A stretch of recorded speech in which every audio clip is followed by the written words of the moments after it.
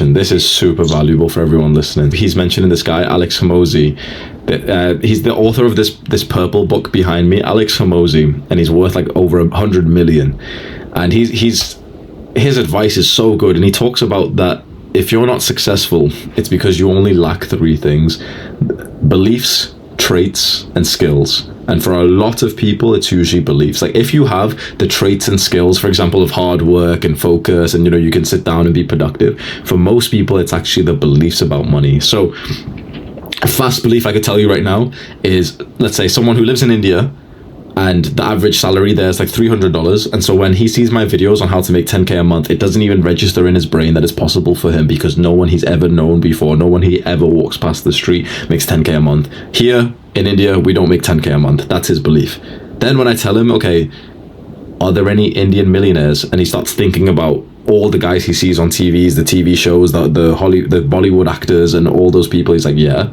So okay, well, there's people who make millions still in India, first of all. So if they can do it, and then there's probably a bunch of businessmen, and there's probably people who own real estate there. Like there's still a lot of millionaires. Just because the average is low, fair enough. But the thing is, like, the average person's fat.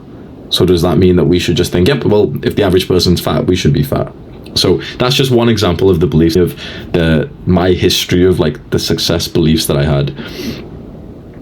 The first one was when I started to make money online in 2020. So I started the same business that a lot of guys here are doing, which was online coaching. And I remember I set up my prices for less than half of minimum wage. So £3.50 per hour. And I'd go on the call with these guys for about 2 hours. So I was making about $1, just over $1 an hour when I first started like YouTube. And this was because I had the false belief that if you charge a lower amount, it's better in some ways. And a lot of guys have this. A lot of guys sell like as low as possible price because you think that, oh, I'm just getting experience, or like, because then more people will buy it. They're the most ones, right? And what people don't realize, what took me it took me a good few months to realize, is actually you get the worst clients.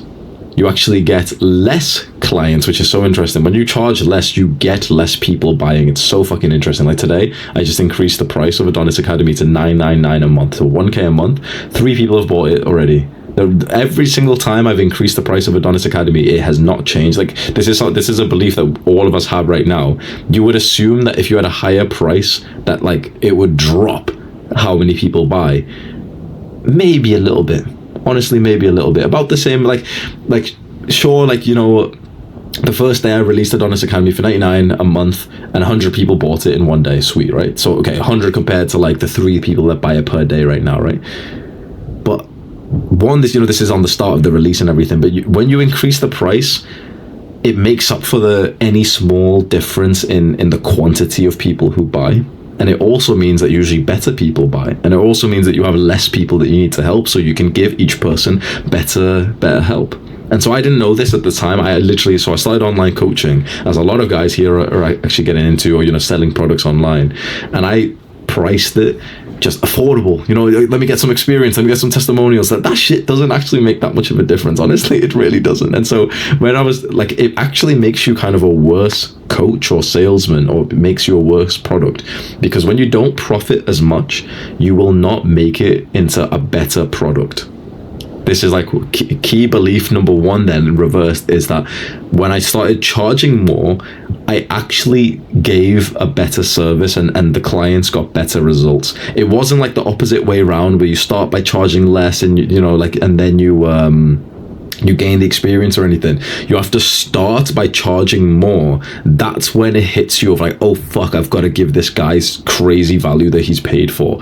That's like the feeling you've got to have. Every day I'm waking up thinking, man, these guys have paid me quite a lot of money. I've got to make sure that I'm really helping them. If I had everyone to a low price, it's like I would have just been slacking right now. Do you know what I mean? I would have been like, I wouldn't have added all the extra stuff that I've added if I just kept everyone at the 99. And this would have been like another thing where I've released, where it's just kind of like, it's kind of nice, I guess. Some people have made a nice review for it, sweet, but do you know what I mean? But now I think Adonis Academy is great because I've been pricing it just constantly higher. So there's a big belief is make sure that you price your things so expensive that it gives you this burning desire to make it worth it. Now, if you stop there with a shit productivity, shit laziness and stuff, then of course you'll be run out of business, people will be annoyed, they'll ask for refunds and everything. But then you should use that to actually over deliver on the value. So this was the first key lesson that I learned, and this took me from a few hundred a month to more like 1.5, 2K a month instantly, just from online coaching, and I only had 1,000 subscribers. The next big lesson is there anything you want to say about that first?